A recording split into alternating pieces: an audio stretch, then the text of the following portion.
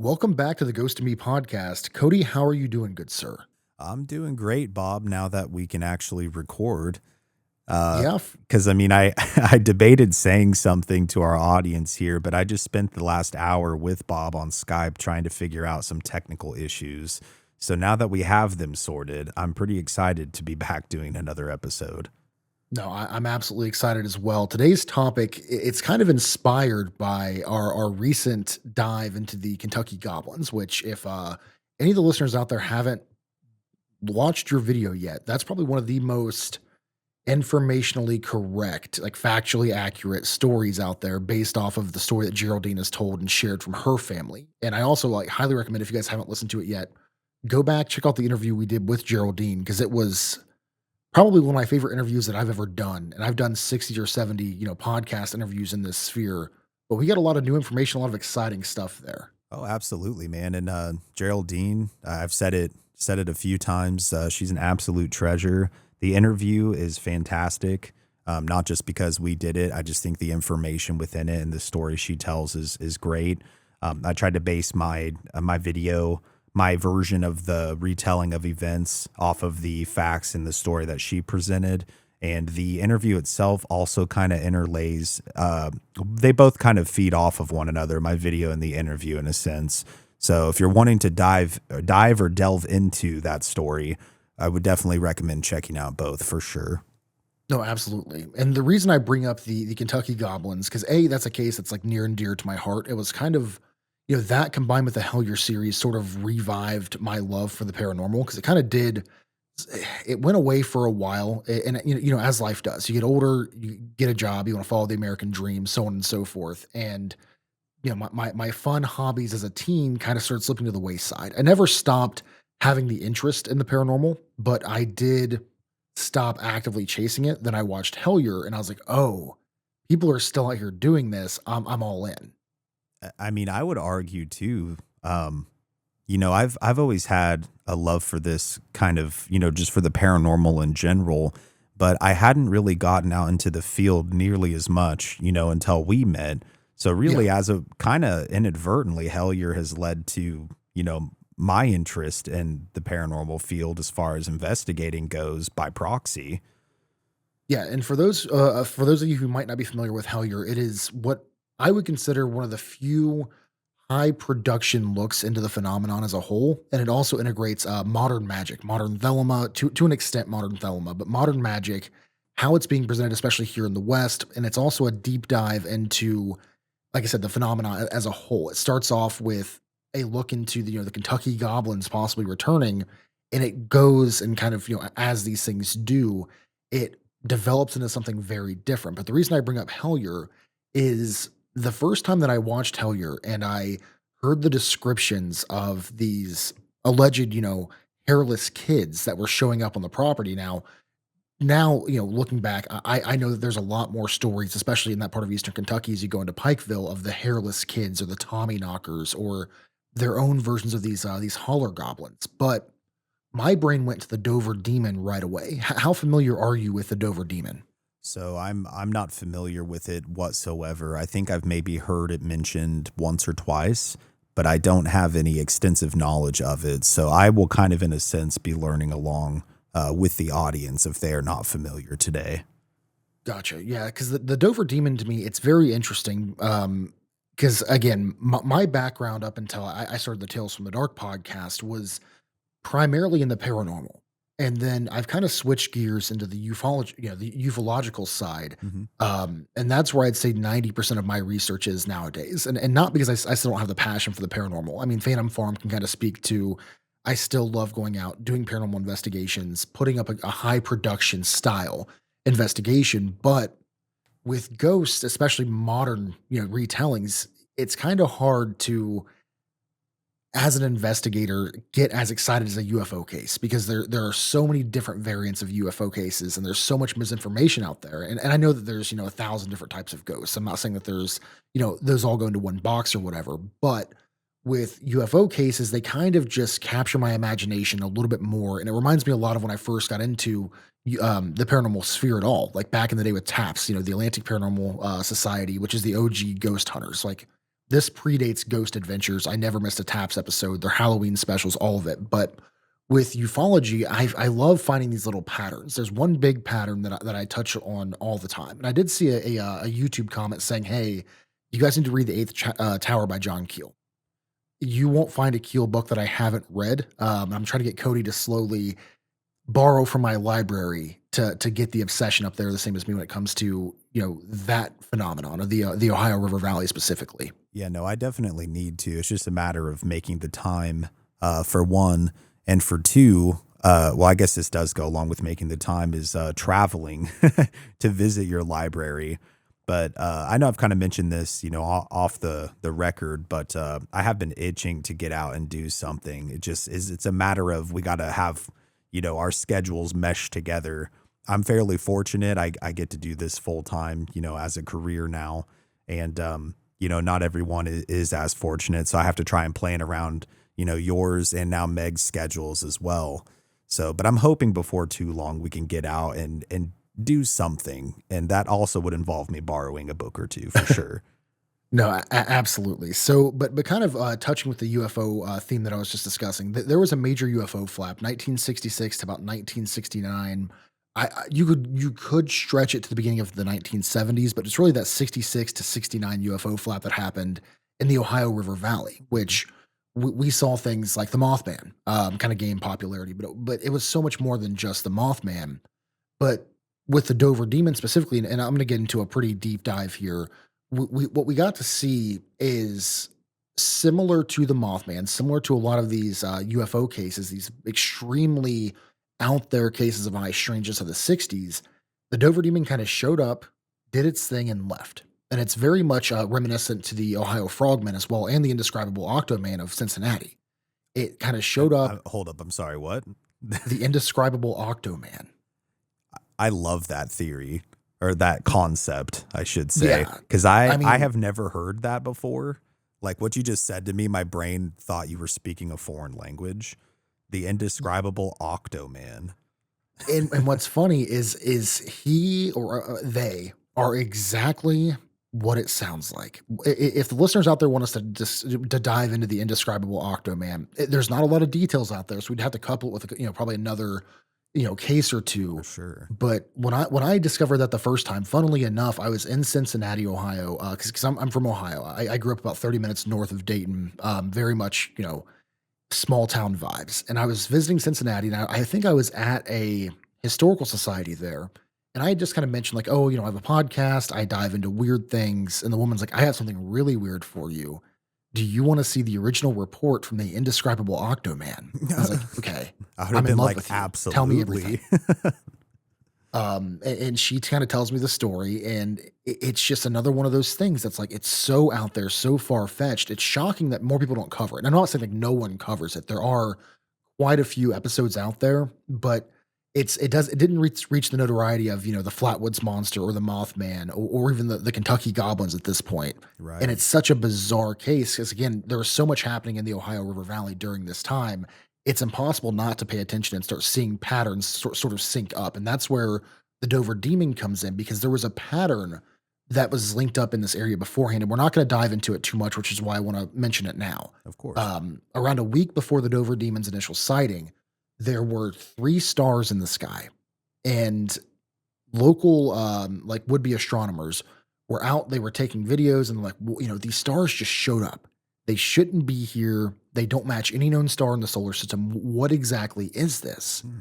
So they went away. They showed up and they went away. Nothing too crazy.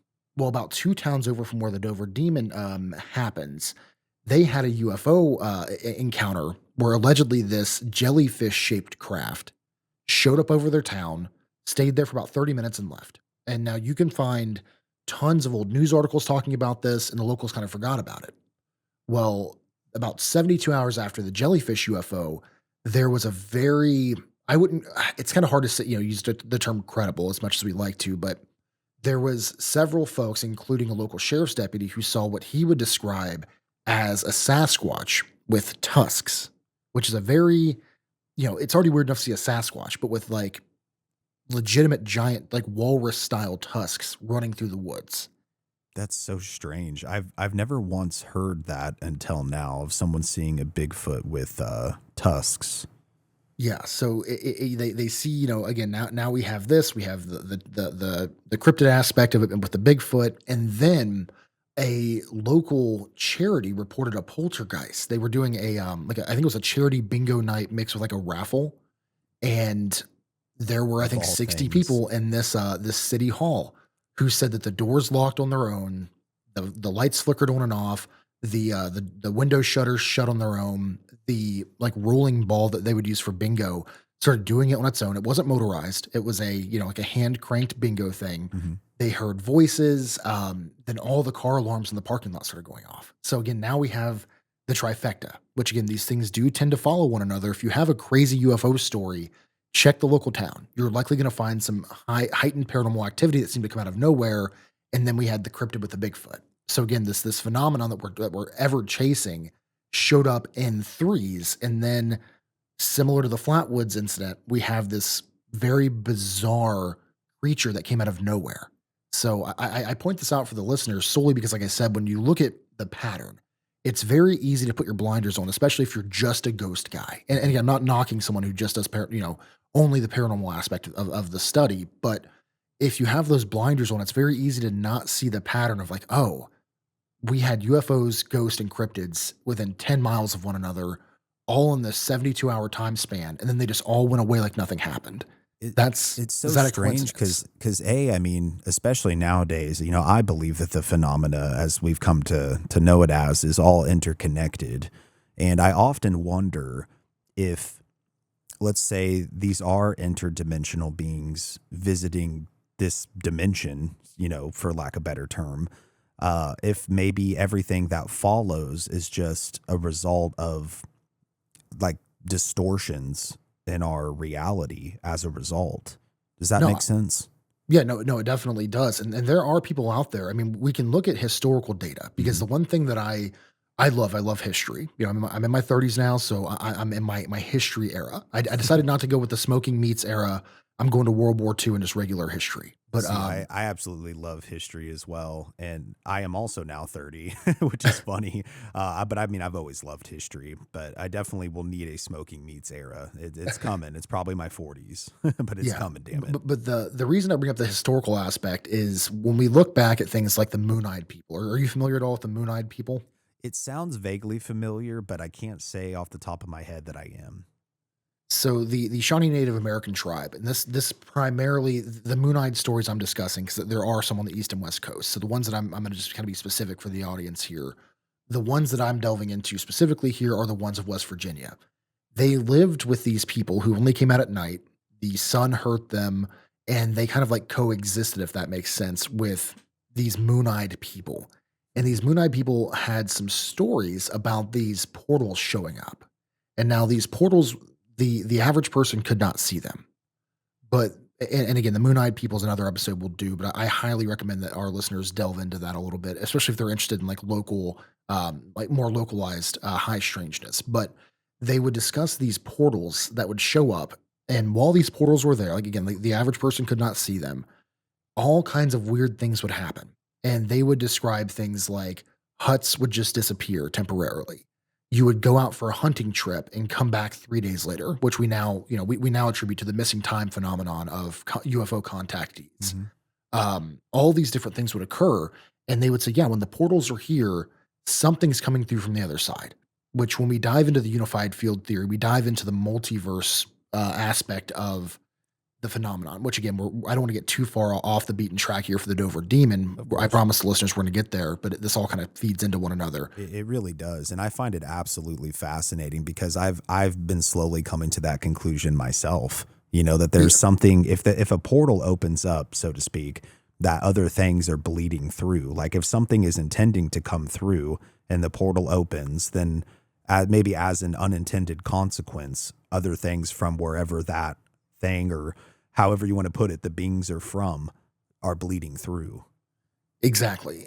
And the way it was described to me when I spoke to a local researcher that kind of this is all he does. He does this in the mountains. He had said that it's not there for very long, and sometimes, so what his entire field of research is, Why do these show up? Are these locations truly random? And what determines the length of time that these things are open? Mm, And again, the thought process is here that this is not a new phenomenon. This has been happening as long as human beings have existed, if not longer. mhm.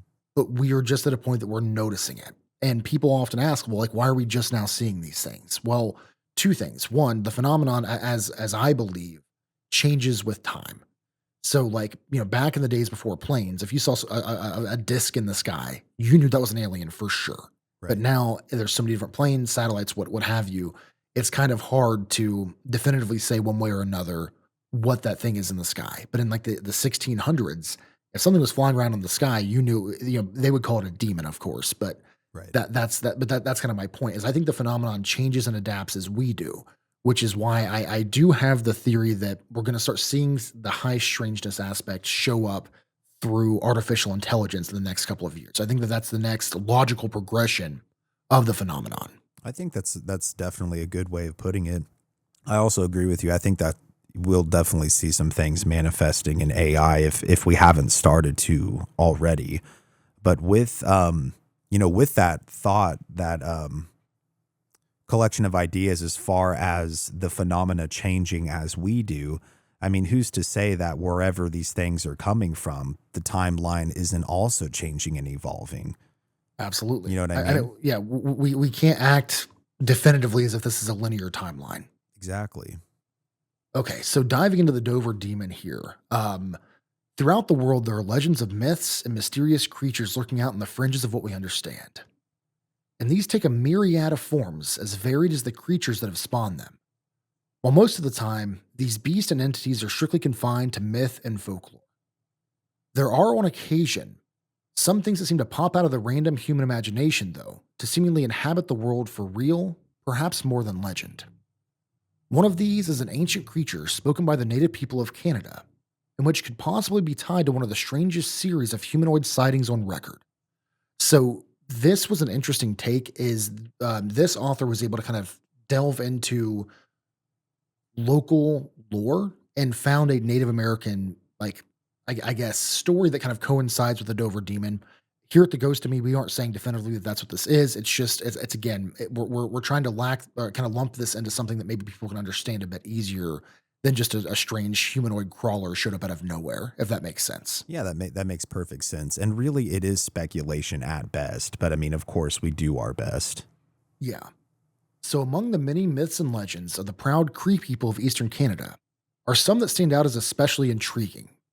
And one of these creatures is known as the Manegishi, Mannegiishi. These beings are traditionally described as being small humanoids covered in gray, rough skin, standing around 3 to 4 feet in height, with extremely long, thin arms, topped with 12 fingers, and large, bulbous heads with large, glowing eyes, without hair and with no discernible nose. And although they're always naked, they display no sexual organs, making them rather androgynous. Hmm. So when you hear that, large bulbous heads, these big eyes, these long arms, my brain can't help but go to the Kentucky Goblins. I mean, yeah, that, or I mean, in a fictional sense, for me anyways, the Bloodborne series, if you've ever played any of the Soulsborne games, we have these ones that we refer to, me and Meg do, as the jelly heads. And they were Okay, human experiments where they basically, what you're describing is exactly what they look like. very interesting. I love that. The Manegeshi are said to be mischievous tricksters, prone to playing pranks on human beings. And while this is typically harmless fun, they're also told of having the treacherous habit of hiding in rocks by the river to capsize canoes. At first glance, it seems that if these entities must be purely mythological or mythical constructs, but the Cree always saw them as not spirits or magical beings, but rather a very real, matter of fact feature of the landscape. Add to this some very odd sightings of creatures that seem to fit the description, and there's been some talk in cryptozoological circles that there may be more to these creatures than just old native legends. By far, the sightings most linked to the legend of the Manegeshi occurred over a period of several days in April of 1977, in the vicinity of Dover, Massachusetts. This string of sightings kicked off on April 21st, 1977. with the first and perhaps the most well known account of what would go on to become known as the Dover Demon. On this evening, three teenagers by the name of Bill Bartlett, Mike Mazoka, and Andy Brody were driving along a darkened road called Farm Street at approximately 10:30 p.m. when Bartlett suddenly noticed some movement atop of a rock wall. He didn't think much of it at first, assuming that it was just a cat or some other animal. But when he glanced in its direction and the glow of the headlights illuminated it more fully, he would soon see that it was anything but. So this is interesting. He thought it was a cat, and I say it's interesting because when I was diving into the hairless kids of Eastern Kentucky and the Tommy Knockers, Hmm. there were several locals who also said, I thought it was a cat. And again, is this the phenomenon masking itself so we don't look too closely? And again, this is probably reaching. I understand that. But it's an interesting thing that this has come up multiple times during my research that initially I thought it was a cat or I thought it was a stray dog, when in actuality it was something otherworldly. And it leads again to the question of, is your brain doing this to protect yourself because it knows that you can't discern what this is? You have no idea what you're looking at. It's going to send you into a panic. Or is the phenomenon itself, in this case, the Dover demon, kind of camouflaging itself as a cat? That's really interesting. And there's actually something that I experienced. This would have been Friday night, this last Friday night, that I haven't even had a chance to tell you about that kind of ties into this, unironically. Okay. So, me and Cody, as you know, my best friend that lives next door to me, we were kind of taking just like a bro trip, headed out to a casino just to have some fun, blow off some steam there in Oklahoma. And where we ended up at, about 45 minutes away from where we live, is I believe Shawnee Land, if I'm not mistaken. And we were taking some weird back roads route through Apple Maps. I don't know exactly where we were. I'd have to look back through maps. But Yeah. long story short, we saw, you're seeing other cars pass you by, not uncommon on a Friday night, even out in the sticks.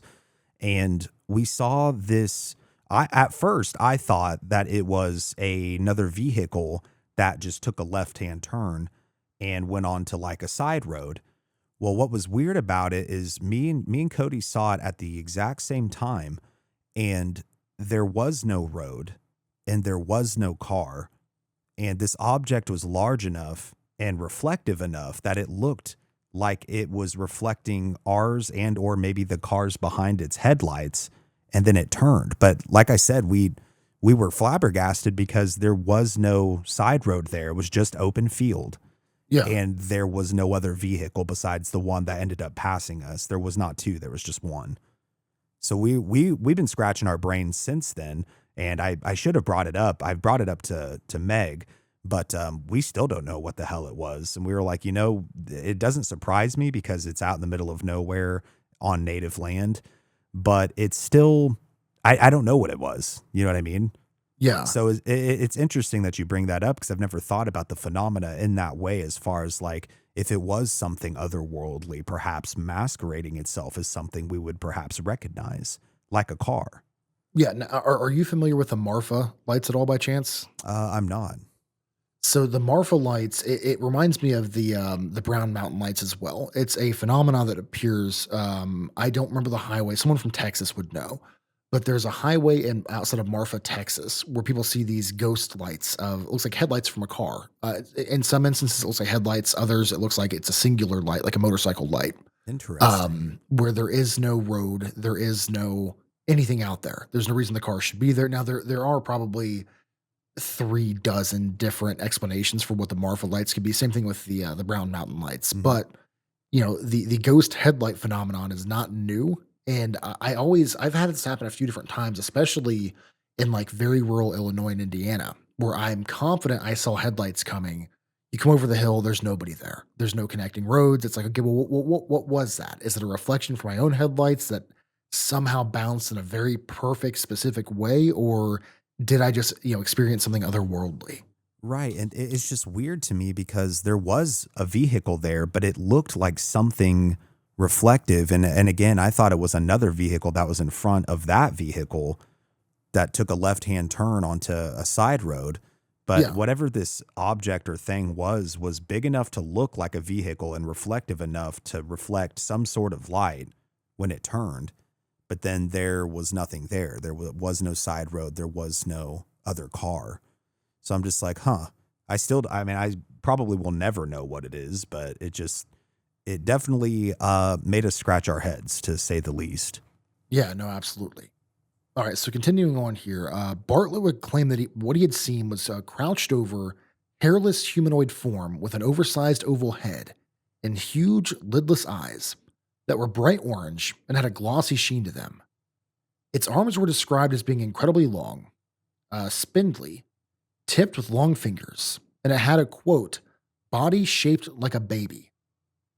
See, that's very interesting. That one aspect right there, because I was blessed to be in Kentucky at one point. I took a report of, what I attributed to one of these goblins, and he had told me. Now, this is a guy who, definitely older. I'd say probably mid-50s. He opened up the conversation with, "I don't believe in any of this. I have to tell you, like, I might just be going crazy. I've worked in the coal mines my whole life. It's probably just me. It's probably nothing." Hmm. But he described a 3.5 foot tall creature that came out of the mouth of a coal mine, and he said that this thing kinda walked around. It put its hand over its eyes to block the sun, like, as you would coming out of a cave after a long period of time, Oh, for your eyes have sure. to adjust. But he kept saying, "The weird thing is it had a body like a baby." And he said that over and over. He's like, the features didn't it look like a baby with long legs and long arms.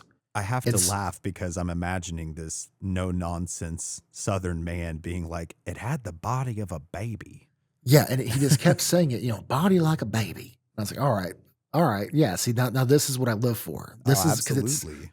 like, and there's like again, he's not gaining anything. He happened to be at a location that I was asking around for local folklore and legends, and he's like, "Oh, I saw something, but I probably didn't actually see what I thought I saw." The same thing that I always get in Kentucky of, no, nothing weird, and then it's followed up by a couple Bigfoots, UFOs, Men in Black, a handful of Kentucky goblins, Dogman, but apart from that, nothing weird. Yeah, Just normal but stuff apart for from X, Appalachia. Y, and Z.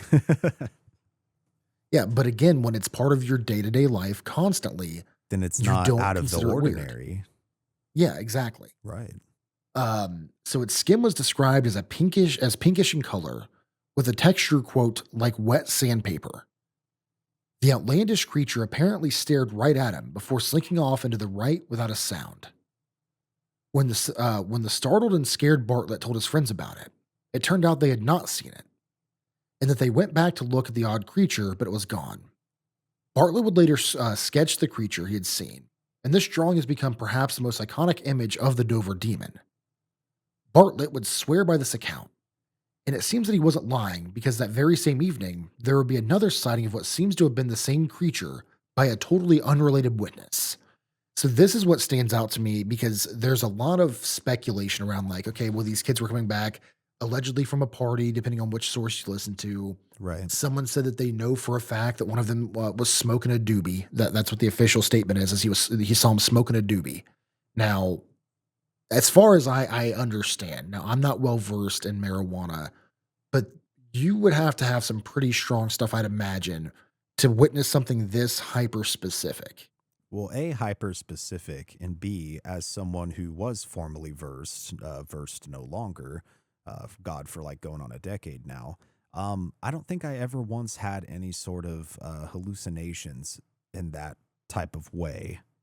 That's very specific. And not only that, but if you were that high, so to speak, uh, you probably wouldn't be able to recall every little detail of what you thought you experienced.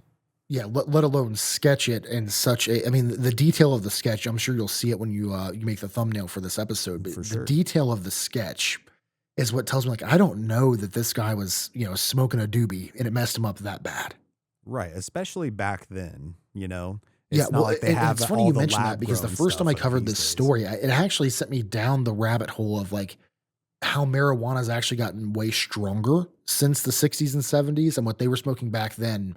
It doesn't even like hold a torch to what's available now at like your local neighborhood dispensary. Oh, not at all, dude. Not at all. I think I saw some estimates where it was like maybe 15 to 20% THC, and I could be wrong on that, but now you have as high as like 90 to like 99, depending on if it's like really good, like hydroponic grown, like lab grade THC, or I'm sorry, marijuana. Yeah, and again, but it lends the question of like, God, I sound old as shit when I say it like that. no, I'm trying to be professional, damn it. yeah, no, I understand, but again, it raises the question: what would it even be possible with just the marijuana of old that he was that out of his mind to see something of this nature? I don't think so, man. I'm gonna be honest with you, and it's not like Yeah, he was tripping on LSD. That might be a whole other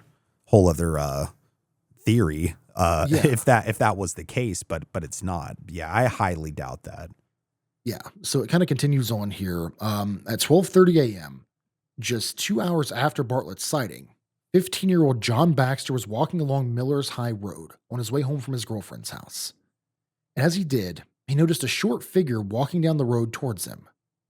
Baxter allegedly called out to it, thinking it was a person, perhaps a boy, a local friend that had lived nearby, but there was no response.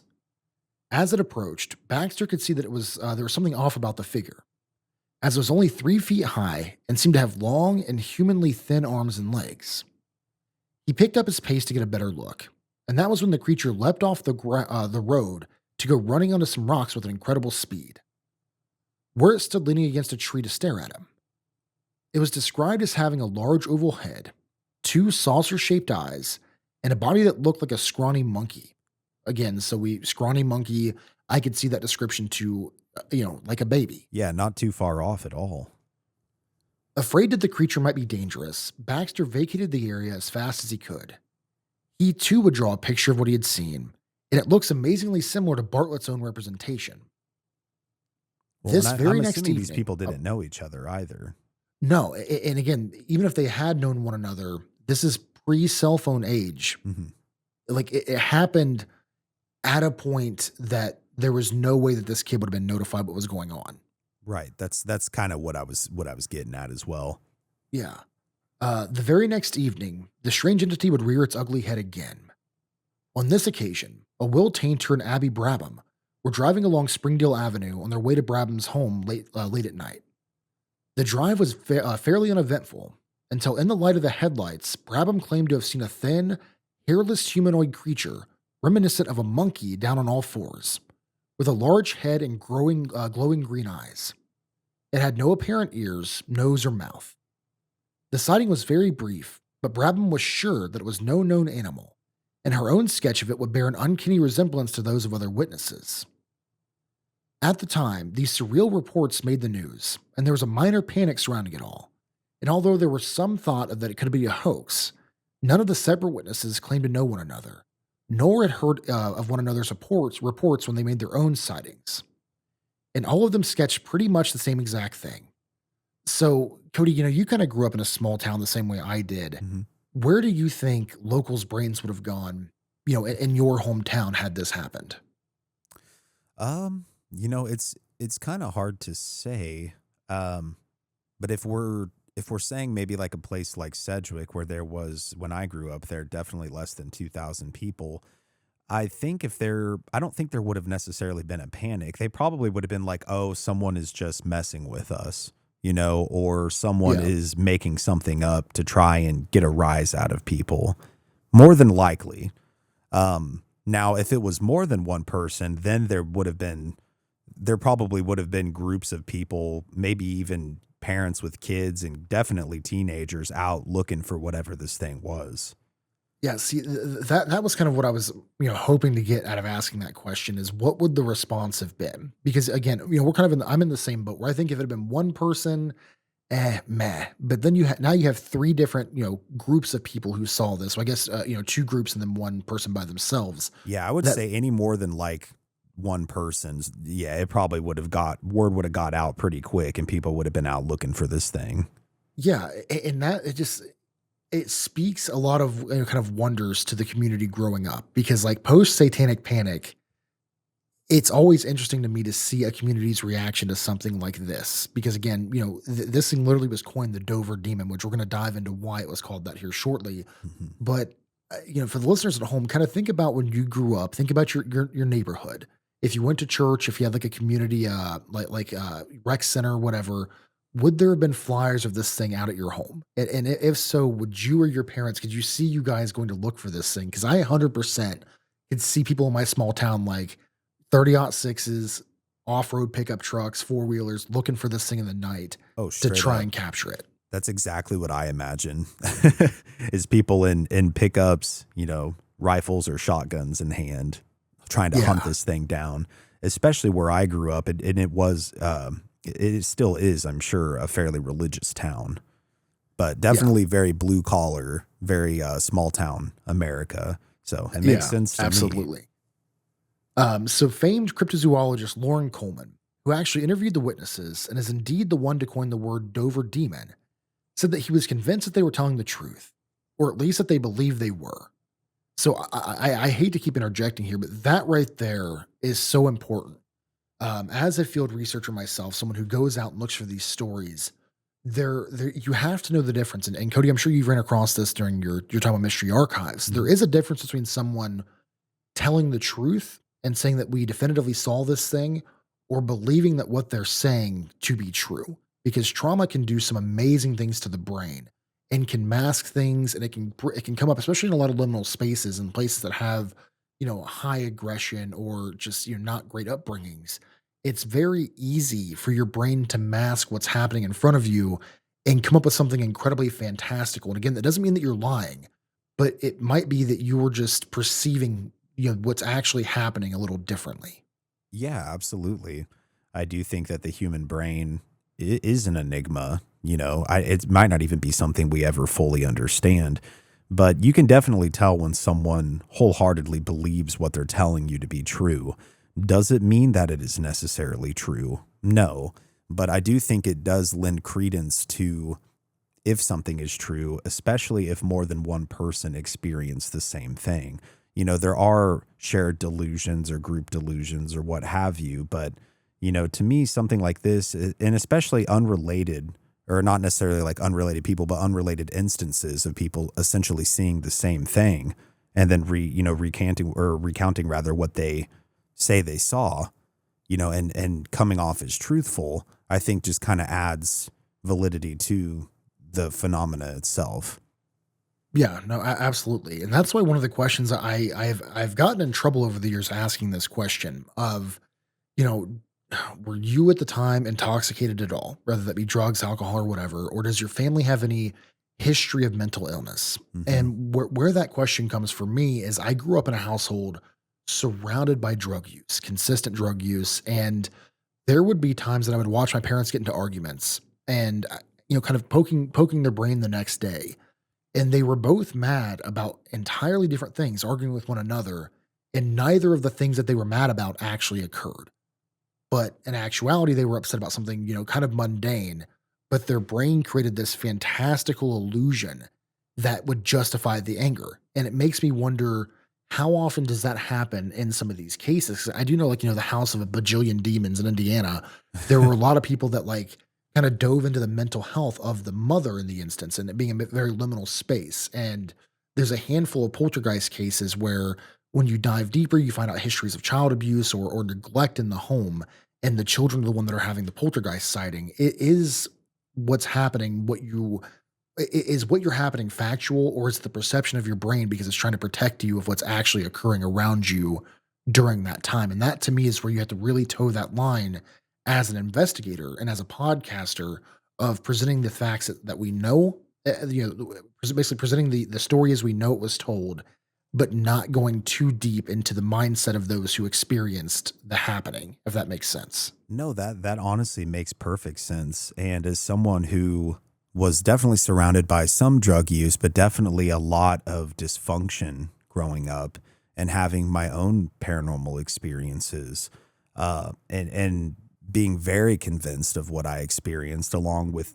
speaking with my siblings and other people who lived with me growing up, part of me has wondered if everything I experienced was truthful. Is it actually what occurred, or was it a distortion, again, like you said, of my brain trying to protect me from what was taking place?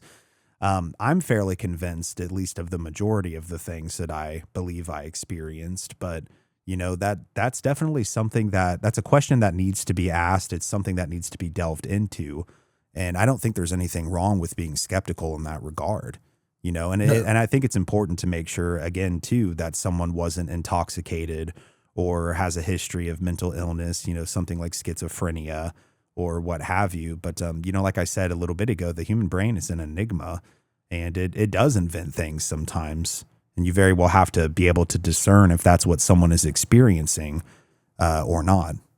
No, I think you're spot on, and I want to be very clear here. I'm in no way, shape, or form discrediting people like that that may be suffering from schizophrenia, because there are those researchers out there, and there have been several thought studies shown that schizophrenics, paranoid schizophrenics specifically, do occasionally become paranormal conduits. And I've seen this firsthand with other groups who have someone who believes they're a medium. They were a diagnosed paranormal schizophrenic or paranormal, oh, sorry, paranoid schizophrenic, but they go to these locations and otherworldly things seem to follow them.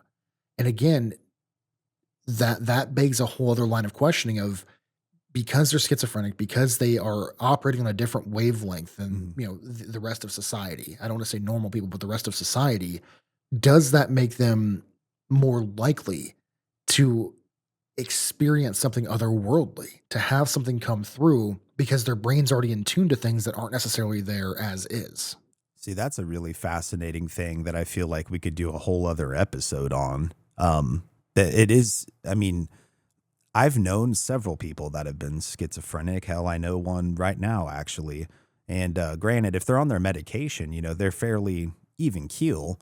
But to go back to what you were saying, are their brains more or less in tune with the other side already?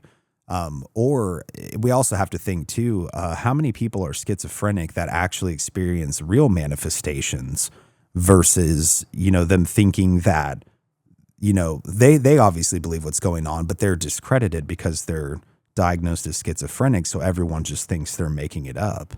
You know what I Yeah. mean? No, no, absolutely, and Or it their makes you wonder. It disease also is makes you wonder, making it like, up, out of rather. embarrassment, how many of these people just keep how many people don't explain this to their partners or to their family that, "Hey, this weird thing happened. I understand that it might not be real, but this felt a little more real." Like, Certainly. is there that stigma that they just refuse to speak about it because in their brain, they've accepted that this isn't real? Right. I mean, there's a real fine line, but I do think that it's a conversation that isn't had very often, but it's a really interesting one to delve into. Yeah, if the li and then I'll let the listeners kinda decide this. If you guys would be interested in us taking a bit of a step back from the regular paranormal content, I would love to reach out to maybe some neuroscientists or folks that, have a degree in the study of the brain and see, is there maybe, sample sizes that we're not familiar with of people trying to dive into the paranormal combined with this, because I do know, going back to, rather go back to the Ghost Club or even the SS, doing experiments on people that had mental health crisis. Mhm. I know that there is a precedent for it, but maybe there's some modern studies, or maybe someone else can kind of lean in and give us some more information. Because again, my degrees are the furthest thing from anything medical, so it's hard for me to want to speak on this as a, definitive answers or in a matter of fact way. Right, absolutely. I would love to know as well if you guys would be interested in that, because I know I would, Yeah. hands down. All right. Actually, one of my friends, we've never been super close, but I'm sure he wouldn't mind answering a few questions, and I may reach out to him. But he's actually in medical school right now to become a brain surgeon. So I'm curious if he's aware of any sample sizes or of anything that we could potentially, like, maybe he could point us in the right direction. But I'll definitely reach out to him for sure. No, absolutely. So continuing on here, although sightings after that are rare, these have been there have been other accounts of what seems to be perhaps the same thing. One such report comes as recently as 2004 from a witness named Evan Walsh of Dover, Massachusetts, who claims that he was driving home from a friend's house at around 11 p.m. when he had his bizarre encounter. This is what he said: "As I turned on a woodland road off of Route 16, I was shocked and startled by three black crows that flew right in front of the windshield. Pretty odd for 11 o'clock at night. I composed myself and continued driving. I took back roads to Bridge Street in Sherwin to get to Farm Street in Dover. After I went around the hairpin turn, anyone from the area knows this turn, and began to go over the bridge to cross the Charles River, I noticed a dark, shadowy object move swiftly from the woods to the center of the road, where it stopped. It turned, its large round head towards me, slowly as it glared at me with its giant round eyes about the size of tennis balls. It stood on four legs and was completely hairless. It had no tail either, and it was the size of a huge dog or a Great Dane, but much stockier. It had triangle shaped ears and a snickered snout that reminded me of some drawings I have seen in the history books on the devil. I came to a stop and stared it down for a good 5 seconds before it slowly turned its head and swiftly disappeared into the woods to my right. I have no idea what it was, but I do know it was not a dog or coyote, and I've never seen anything like it before or since. Another recent report comes from a Reddit forum on humanoid encounters from a witness who seems to have seen something similar that could have been the Dover demon. He claims that he had been out exploring a wooded area with his girlfriend and his roommate one evening at around 7 p.m. when they were suddenly overwhelmed with a thick sense of palpable dread that none of them could explain. So I want to cut in right here. There are stories, and I believe there's one that John Keel covers, and it's either the Mothman Prophecies or the Eighth Tower. It's definitely one of the two, where he describes these fear areas where he describes walking through the TNT area, or outside of the TNT area rather, and all of a sudden he is hit by this overwhelming dread, this fear of, if I go any further, I'm going to die. Like definitively not going, like I cannot be here. Something is wrong. And Dude, I'm not why gonna that's lie, so and interesting. it could have I'm been sorry, go my ahead. bad. Sorry, I didn't mean to interject there and cut you off, but I did just want to say, when we went out to the TNT area, now granted, I didn't necessarily think I was going to die, and it could have been my imagination of me having preconceived notions about the place itself, but I was pretty creeped out when we went out there. And ironically, when we did the spirit box session, that was one of the, I would say that's probably one of the times that I've been really truly scared. I don't know if you recall, but where I was filming, and I still have some of this footage on my camera, I should say. And when the entity that seemed to be communicating through the spirit box through the Estes method through you told us to cut. Remember that? Vaguely, yeah, It yeah. told us to cut, and then it asked if it could come inside. And then I started getting an overwhelming sense of dread and fear. And I remember I kind of started freaking out a little bit. And then we ended up cutting the session short. But we had some weird stuff manifest after that. And I don't know. I wonder now, thinking back, if that could have perhaps been connected, maybe to something like that, where it's like a fear type area. Or if there Yeah. was something that just so happened to be lurking out there that made me feel one way or another. No, I could definitely see that because I know I had it happen because when I first moved to Missouri, I'd still had my job in Ohio. So I was driving back and forth like the 6.5 hour drive, which was just insane. It was, yeah, and I remember, I remember Yeah. that. But one night I was leaving Missouri. I was in Southern Illinois, and I know exactly where the location is. I've been back out there and have never experienced this since. But I was driving and I started to panic, like absolute, just out of nowhere, pure terror. I ended up pulling over, facing it, getting out of the car, and it just would not shake.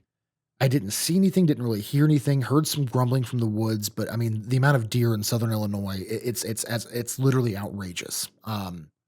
Didn't know what it was, got back in the car, and as soon as I drove probably half a mile away, it dissipated. I felt fine, turned the music back on, no problem. I don't know what caused that to this day. Kind of panics me thinking about it because every time I drive through there, so I have to go back that route for work once every single month to go over to Kentucky. Mm. And I have that thought every time I drive by it. And I know I've mentioned it to you and Meg a dozen different times. Oh, Every time for I drive sure. out there, I'm like, man, I hope this doesn't happen again. Yeah, Um, absolutely.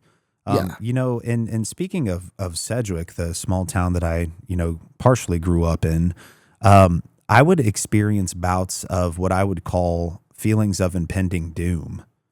And I often wonder if that is a result of how my childhood was, or if it was something to do with the area, because the majority of my life, that, let's say, that time onward or even before then, I didn't really deal or struggle with those feelings. Yeah. So it is one of those things. Again, it's interesting you bring it up because it's just jogging my memory on all sorts of stuff. But it's really weird how that could potentially be tied to the area or maybe even the land itself or whatever happens to be dwelling there in a supernatural sense. Yeah. No, I could definitely see that. See, I don't share the fear of the TNT area because I mean, there have been several times I'm like making a drive back from, Kentucky to Ohio. I just stop out in the TNT area, take a nap in the car. I have had a few dreams where like, I go to sleep right before it's dark and I'm like, I'm gonna wake up and Mothman's like booty cheeks gonna be pressed against the glass. And You it's know, gonna be a I terrifying instant.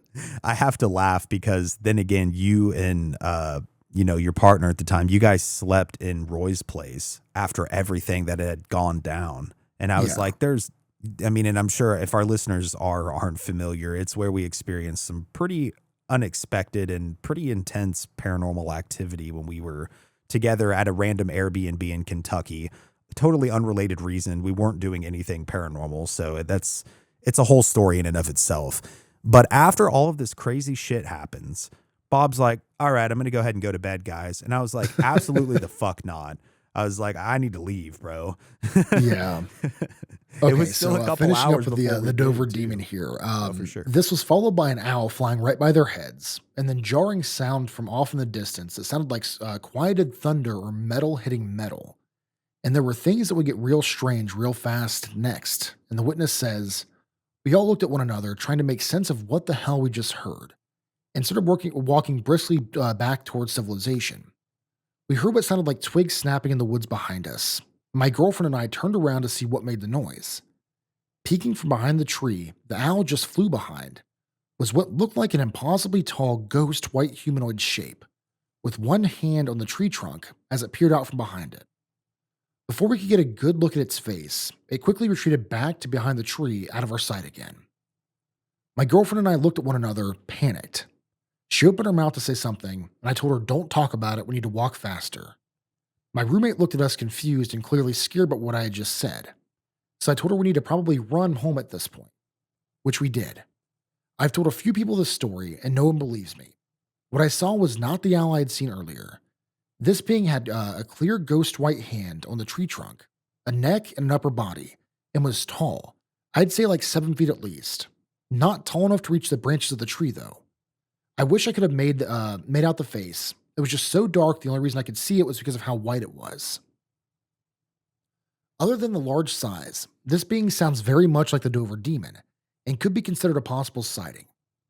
There have been many theories about what the Dover Demon could have been, ranging from somewhat plausible to absurd. Of course, there's the idea that this was some sort of alien creature or interdimensional interloper finding its way into our reality.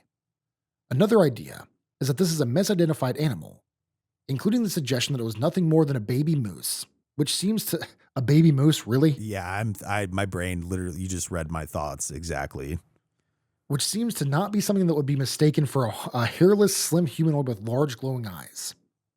The new idea that has been bandied about is, of course, that it could be an actual sighting of the Cree being of the Manigeshi, as this region is not far from eastern Canada, and the appearance of the two is uncannily similar.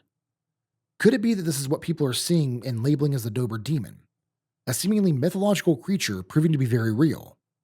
Of course, this is just one idea of many, and there's no way to know, but it does give some weight to the idea that sometimes mythological creatures can be more than myth, and it's interesting to ponder at the very least. So I agree with that last aspect. It's definitely interesting to ponder, Oh, but absolutely.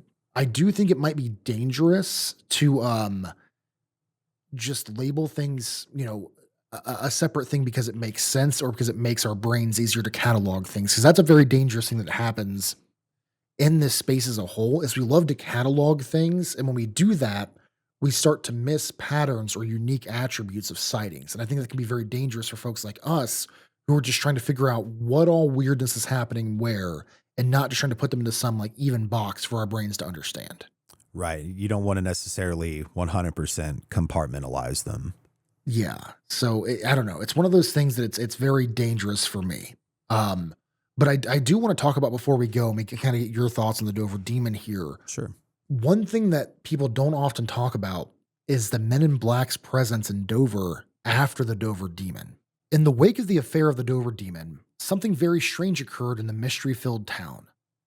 Precisely 2 months to that day that the strange creature was first encountered, a pair of very weird men appeared on the scene. They were not invited, nor were they welcomed. Indeed, the Men in Black seldom are, if ever. They turned up in the town quite out of the blue at what termed the Dover Demon House. Lauren Coleman said that the house was a group home in Dover. I'm sorry, not the Dover Demon House, just the Dover House. Hmm. Lauren Coleman says that the house was a group home in Dover for emotionally disturbed boys, serving as a residential branch of the treatment center, the Walker School for Boys in nearby Needham, Massachusetts. In 1977 and 1978, I was Walker School's overnight program director and a social worker master's graduate therapy intern there. They arrived at the Dover house and spoke with one of the staff, who made the very unwise move of giving the men Coleman's address. Fortunately, the Men in Black did not pay a late night visit to Coleman's home. Nevertheless, the story of the unsettling encounters did get back to Coleman. The two characters he was told were dressed in black leather jackets and white motorcycle helmets, and warned the women not to talk about the Dover Demon under any circumstances at all. This was very weird, given that the pair claimed to be nothing more than investigators from National Geographic. There was, however, something very strange about the disturbing duo. They spoke in a monotone, robotic style, their arms constantly by their sides, and they stood upright, almost like a military guard on duty. Interesting. So why that's so interesting? Shortly after the Mothman encounter, and I think I've mentioned this briefly on the show, but there was a woman named Mary Heyer who was a reporter for, I believe it was the Athens Messenger. I need to go back and rebrush up on some of my history here. But shortly after the Mothman sighting and then the UFO flap that just took over Point Pleasant, there were these strange men, some of which described just like this, just without the motorcycle helmets, who showed up. And one of them asked Mary Heyer, what would you do if someone told you to stop reporting about UFOs? And she's like, I tell them to get the F out of here. I tell them to kick rocks, which, you go, Mary Heyer. Didn't they show up at like her office? Yeah, they showed up at her office several times. Yeah. And then there were several stories of these Men in Black showing up around the Mothman contactees, telling them, stop talking about Mothman. Stop talking about the UFOs. Stop, it wasn't, what's always interesting about the Men in Black is the stories of old. They never tell them why they shouldn't do this. It's almost like a demand. You're going to stop talking about this. Yeah, it's You like a need to demand stop or discussing a this. vague threat in a way. Yeah, and then again, the monotone robotic-like voice, that's something that has popped up as far over as Skinwalker Ranch in Utah and the Uinta Basin to Point Pleasant, West Virginia, to northern New York and the Catskill Mountains. It's always these Absolutely. robotic, they come and they always drive a very nice car, but it's usually out of date by 10, 15 years. Hmm. And they show up, they ask very generic questions, but they always seem to have details that either weren't public knowledge or weren't quite available out to the public. Hmm. And then they always do the same thing. Either they tell them to stop or they ask the question, what would you do if someone told you to stop? Almost like they're gathering intel to send in a fixer. That's where my brain usually goes. I mean, that would make the most sense to me. Yeah. So what are your thoughts on the Dover Demon here, Cody? Like I said, it's one that's not discussed very often, but I think given the similarities with the Kentucky Goblins and other things we've been discussing lately rather, it kind of fits in our repertoire here. Well, it definitely fits in our repertoire. Now, as far as my thoughts on it, I do certainly think that these That it was a baby individuals. moose. What's that? You definitely think it was a baby moose. Yeah, dude, I totally think that it was a baby moose, 100%. There's no doubt about it. No, I was just going to say that I think these individuals definitely saw something. And considering they described the same thing and this was back before cell phone technology was available, that there might be something to this. And it also makes me curious if it is somehow related to, for example, the goblin-like creature that the individual that you interviewed saw, or perhaps that of the native peoples that we described. I don't want to butcher their name for, because I don't have the name right in front of me here. Yeah. But it makes one think if it is just another manifestation of the phenomena, if it is perhaps some kind of interdimensional being or creature that has come through either to our plane of reality or has bled through and is here for a short period of time. I mean, that's kind of where my mind tends to go, anyways. No, I understand that completely. And for the listeners out there who might be kind of tired of hearing about the same creatures, we will dive into the full plethora. But one big thing for me, and this is where I know I kind of lose some folks, is I love looking for patterns, which I've mentioned several times in this episode. And one thing I noticed doing deep dives into the Appalachian region and just in general was there was a lot of the same things happening, 60, 80, 100 miles apart. And what folks have to remember is even now in 2025, Appalachia and a lot of these regions is 20, 30, 40 years behind in technological advancements. And I'm not talking like in Louisville. I'm talking like, Harlan, Kentucky, Pikeville, Kentucky, these places who, yeah, they have internet or whatever, but And it's of not course, they as, have a it's, Dollar they don't have General. fiber. The communications aren't as great as they are in major cities, and cell phone service rarely exists. And I'd say 40% of Eastern Appalachia, especially Kentucky, Mhm. there's not a whole lot of cell phone service there. There So really my isn't, to be honest. Because yeah, now that I really think about it, when we were down there, I mean, there's unfinished highways and stuff, and that's a whole other thing. But there definitely isn't very good internet access, and there certainly isn't really cell phone access. If you're lucky, you might get one bar, yeah. maybe. But the reason I bring this up is the communication struggles of Appalachia. They're not a new thing. And one thing that I noticed is, like I said, these things were happening all over Appalachia, especially with the Mammoth Cave system being what it is. But no one knew because unless you went to these towns, newspapers didn't exist the way that they did in the north and the more rural, or I'm sorry, the less rural south. Mhm. So there was no one telling these stories. It was like, okay, we all have these local legends. Everyone has their local storyteller, but that was it. So if you didn't travel to these towns back in the 60s, 70s, and even 80s, you didn't know what was occurring in these locations, and you could not draw that similarity between, say, Somerset, Kentucky, and Pikeville, Kentucky. There was no way to tell the difference because no one was traveling that far, except for the occasional traveling salesman or what have you. Right. These people primarily lived in their hometowns their entire lives. They lived and they died there. They worked there, and they had everything they needed to be self sufficient in one location. Yeah, I mean that makes sense to me, man. It's just interesting how even through all of these years that, and given the communication struggles that, especially rural Appalachia has, as you've just described, that we know about these stories. And to me, it only adds a degree of validity to them because, they're not necessarily making big, huge headlines per se. And people in these small towns, when they experience something weird, I mean, it kind of just tends to stay localized in a lot of instances, Uh, unless you have people, like yourself or even, I can't even really necessarily say me. I'm not out in the field nearly as much as you are or you have been. But unless you have someone like yourself going out into the field and asking those types of probing questions like, hey, I'm looking for something weird, have you seen anything weird around here? yeah. They're like, well, it's not weird, but I've just seen like, everything you're looking for. Yeah, and it is funny that you mentioned the end of highways because we've been to some ends of highways in eastern Kentucky, some unfinished areas that are terrifying. And It's an interesting experience for sure. what's funny is this was about a month ago. I was re-listening to, or no, I was rereading "Visitors from Lanulos," which is written by Woodrow Derenberger, who Mhm. had the original Injured Cold sighting, and he describes some of his meeting places, and one of them he mentions was the end of highways that are often under construction. And it hit my brain of like, well, I've had some interesting spirit box discussions with things claiming to be again, the spirit box, it's a take what you will type of situation, but entities claiming to be, and I've heard stories in the same location of people contacting entities claiming to be otherworldly and that this is a meeting location.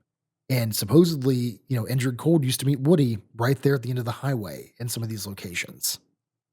That is incredibly interesting to think of the two being interconnected in any sort of a way.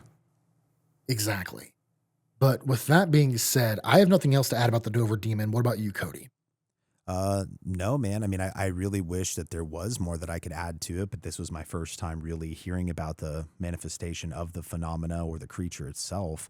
But it's been really cool and really interesting to learn about. I'm sure, myself as well as members of the audience who perhaps were unfamiliar with it. But yeah, no, it's definitely something I'm going to have to delve into. And I certainly need to delve into some more John Keel books too. That's going to happen soon. I will send you an entire list, but we You appreciate bet you it. guys for listening. Thank you so much. If you want to support the show, the number one way right now is just to share it with your friends. If you're on Spotify, Apple, leave us a 5-star review. Yeah, 100%. Or if you're like me, if you stalk the the ever changing grounds of YouTube, go and subscribe to our channel, turn notifications on, leave us a comment of what you think, like the video, and subscribe. Absolutely. Well, thank you guys so much, and we will see you guys again next week. Absolutely. We'll see you guys later.